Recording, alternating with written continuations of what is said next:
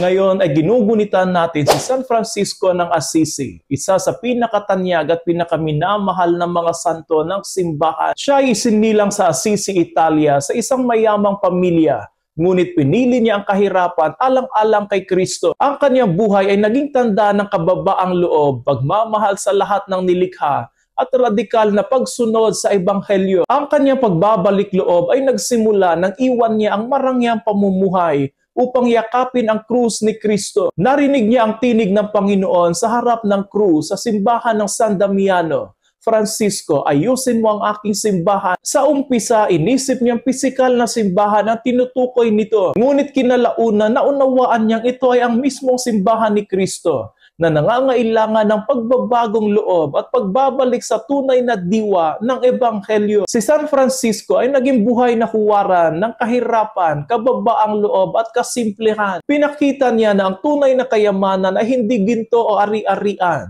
kundi ang pamumuhay ng may malapit na ugnayan sa Diyos at malasakit sa kapwa. Kilala rin siya sa kanyang pagmamahal sa kalikasan, kung saan nakikita niya ang lahat ng nilikha bilang kanyang mga kapatid, ang araw, ang buwan, ang mga hayop at halaman. Ang kanyang Canticle of the Creatures ay patunay na kanyang pusong nag-uumapaw ng papuri sa may kapal. Ngunit higit sa lahat, siya ay minahal dahil sa kanyang pagiging huwaran ng kapayapaan at kagalakan. Sa gitna ng kahirapan, nakita ng mga tao kay San Francisco ang isang pusong masaya at malaya.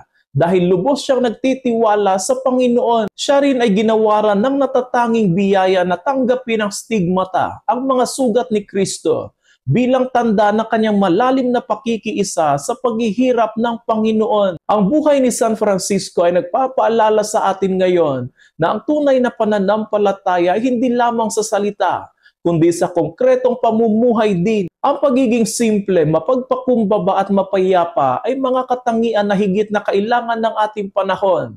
Panahon na puno ng materialismo, inggit at kaguluhan. Hilingin natin ngayon ang pamamagitan ni San Francisco upang matuto tayo mamuhay ng may kababaang loob, may malasakit sa kalikasan, at may pagtitiwala sa Panginoon. Naway maging inspirasyon tayo ng kapayapaan at kagalakan sa ating kapwa.